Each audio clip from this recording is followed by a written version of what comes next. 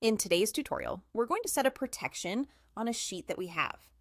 Now, while we can't set a password for this particular function, rest assured you can ensure security by controlling who can make changes to the range or sheet you've added protection to.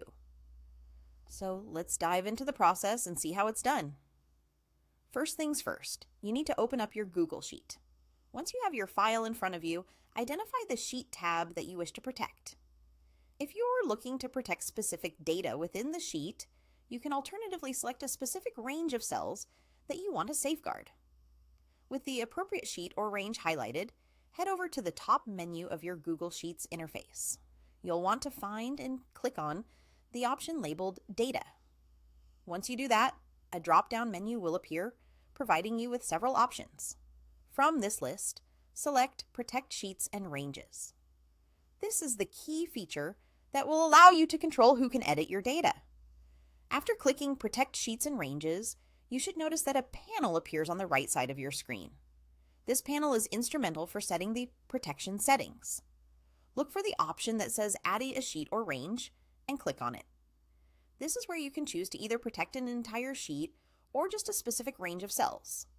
If you've chosen to protect a range, you will have the opportunity to adjust your selection through the box that appears.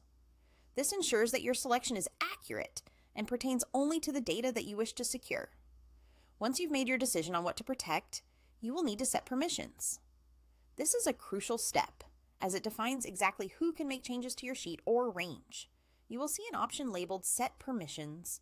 Click on it to proceed. Here, you'll be taken to a permissions section. This is where you decide how you want to restrict editing rights.